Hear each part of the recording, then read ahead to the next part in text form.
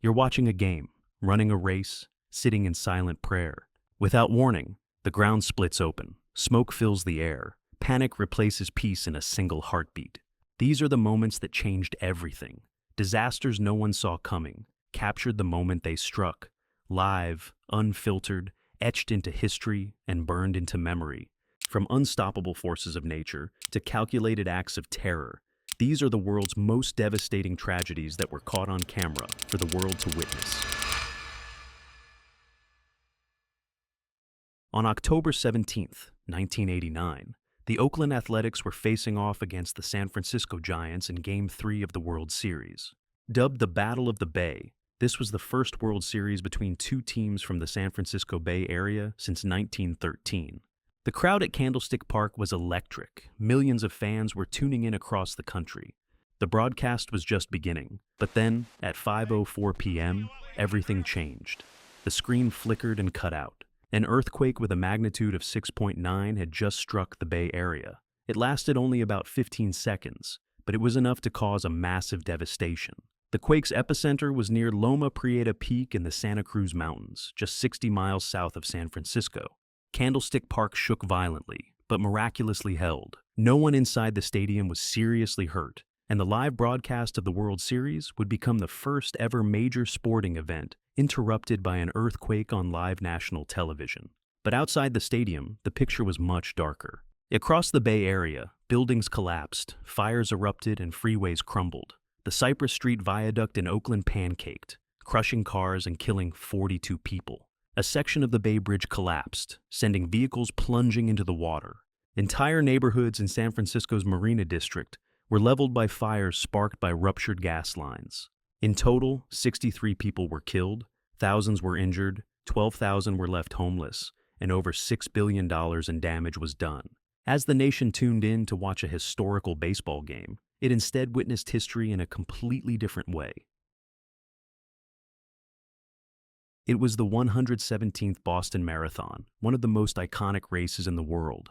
Thousands of runners from across the globe were making their way to the finish line. Families, spectators, and volunteers lined Boylston Street, cheering, clapping, and celebrating. At 2:49 p.m., just over 4 hours into the race, a bomb exploded near the finish line.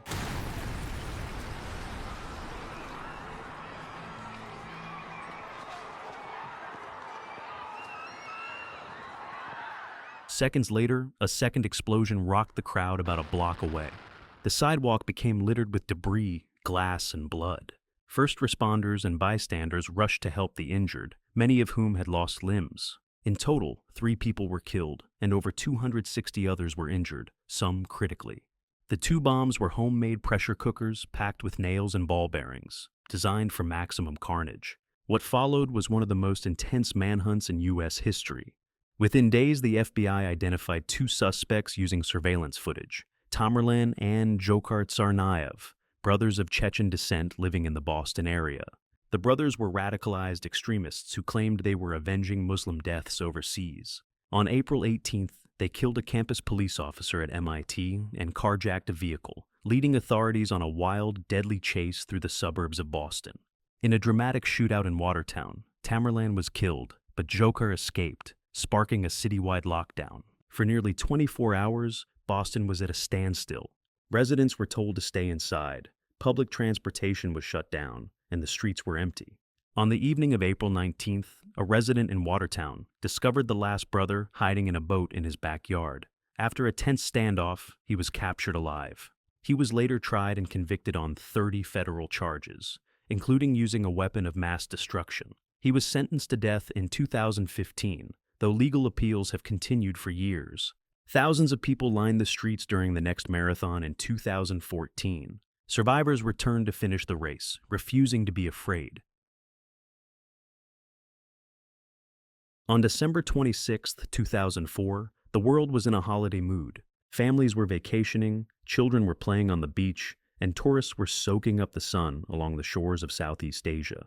But without warning, at 7:58 a.m., a massive undersea earthquake struck off the coast of Sumatra, Indonesia.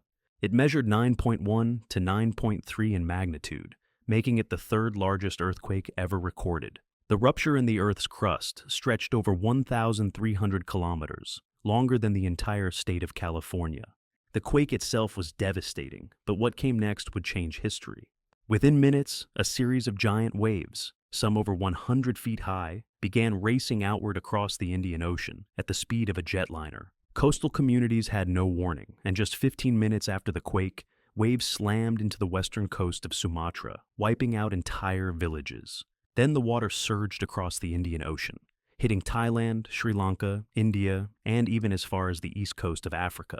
Entire resorts were flattened, boats were hurled into buildings, and cars were tossed like toys.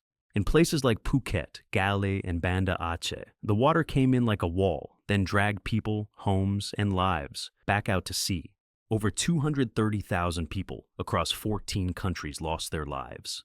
Indonesia was hit hardest, with more than 167,000 deaths. Thailand, India, and Sri Lanka each suffered thousands more. Millions were displaced. Tens of thousands of children were orphaned, and entire communities were erased from the map. It was the deadliest tsunami in recorded history. The ocean gave no warning, but its impact echoed across the world. On May 13, 1981, a seemingly normal spring afternoon in St. Peter's Square turned into one of the most shocking moments in modern Catholic history, and it would all be caught on camera. Pope John Paul II was making his usual rounds, waving to tens of thousands who were in attendance. As he reached out to bless a baby, gunshots rang out and chaos erupted. The Pope collapsed into the arms of his aides. He had been shot 4 times. 2 bullets struck his lower abdomen, another hit his right arm, and 1 grazed his finger. Blood soaked his white cassock as the crowd screamed in horror. Security rushed him to an ambulance, and for a moment, the world held its breath. The shooter was a Turkish man named Mehmet Ali Aka. He was a member of the far-right militant group, Grey Wolves, and had escaped from prison in Turkey the year before, after being convicted of murdering a journalist. The motive behind the assassination attempt has never been fully explained, and that's where the mystery deepens. At first, Mehmet claimed he acted alone, but later he alleged he was working with Soviet and Bulgarian intelligence, hinting at Cold War tensions. At the time, the Pope was a vocal opponent of communism and a major supporter of the Solidarity movement, the first independent labor union in the Soviet bloc. His influence in Eastern Europe was seen as a threat to Soviet control. The theory that the KGB had a hand in the plot became known as the Bulgarian connection, but investigations failed to produce definitive proof. The Soviets, of course, denied any involvement. Back in Rome, the Pope underwent more than 5 hours of surgery and managed to survive. 2 years later, in 1983, he visited Mehmet in prison. They sat face to face in a small cell, speaking for almost half an hour. Mehmet spent 19 years in an Italian prison before being pardoned at the Pope's request. He was later extradited to Turkey, where he served time for other crimes he had committed. The Pope would later say that it was no coincidence the attack happened on May 13th, the anniversary of the first apparition of the Virgin Mary at Fatima in 1917. He believed Mary had guided the bullet's path and spared his life. The bullet removed from his body was eventually placed in the crown of the statue of Our Lady of Fatima in Portugal, a gesture of faith, gratitude, and mystery. On May 13, 1990, a football match in Zagreb, Yugoslavia, turned into one of the most infamous riots in football history. But this was no ordinary clash between rival fans. This riot symbolized a nation on the verge of disintegration. The match was set between Dinamo Zagreb and Red Star Belgrade, 2 of the top clubs in Yugoslavia. But more than that, they represented 2 opposing national identities in a country already beginning to fracture. Dinamo symbolized rising Croatian nationalism, while Red Star was the pride of Serbian unity. Only weeks earlier, Croatia had held democratic elections, the first in decades. The victory of the Croatian Nationalist Party, the HDZ, stoked tensions between Croats and Serbs.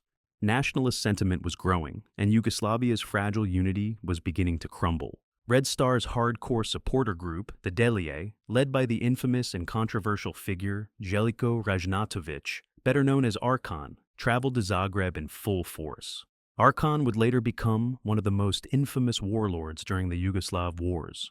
The Delije's arrival wasn't just a show of football loyalty, it was a political statement. As the dailydoseofinternet began chanting Serbian nationalist slogans and vandalizing parts of the stadium, tensions with Dinamo's bad blue boys exploded. The police, who were largely seen as pro-Serbian by the Croatian fans, were accused of failing to intervene, or worse, protecting the dailydoseofinternet. The pitch became a battlefield. Fights broke out across the stands, and the riot escalated into a full-blown brawl involving fans, police, and players. It was reported that between 60 and 120 people were injured, but luckily no deaths were reported during the riot itself. In one of the most iconic moments of the riot, Zvonimir Boban, Dinamo's captain, kicked a Yugoslav policeman who was attacking a Dinamo supporter. The image of the flying kick became a symbol of Croatian defiance. While he was suspended for 6 months and missed the 1990 World Cup, his actions immortalized him in the eyes of many Croats as a patriot. The riot wasn't just about football, it was about identity, nationalism, and a crumbling federation. Many historians now look back on that day as one of the first public explosions of violence that foreshadowed the Yugoslav wars, which would erupt just a year later, leaving hundreds of thousands dead and forever changing the Balkan region. On April 9, 2017, Palm Sunday, one of the holiest days in the Christian calendar, was shattered by 2 nearly simultaneous suicide bombings targeting Egypt's Coptic Christian community. The first explosion took place at St. George's Church in Tanta, a city located in the Nile Delta. Worshippers had packed the church to celebrate the beginning of Holy Week. At around 9:30 a.m., a suicide bomber managed to slip past security and detonated his explosives near the front rows. The bombing was caught on a YouTube live stream. As the camera is fixed on the choir, the bomb goes off and the feed cuts, leaving only the sound of screaming.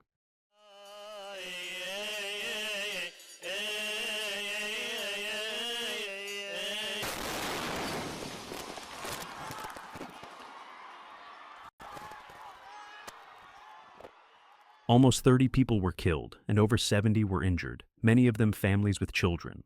Just hours later, a second attack struck St. Mark's Coptic Orthodox Cathedral in Alexandria, one of the most prominent Christian churches in Egypt and the seat of the Coptic Pope. Security forces had noticed a suspicious man trying to enter the church and stopped him at the metal detector. He detonated his vest outside the gates, killing 17 people, including several police officers who tried to block him. The 2 bombings left at least 44 people dead and over 100 wounded. ISIS quickly claimed responsibility, framing the attacks as part of a broader campaign against what they described as infidels. For many Egyptians, this wasn't just terrorism. It was an attack on the heart of Egyptian identity. Images of blood-stained pews, shattered stained glass, and the cries of survivors filled TV screens and social media. Despite the horror, Coptic Christians across Egypt attended Easter services the following week in even larger numbers, refusing to be driven into hiding.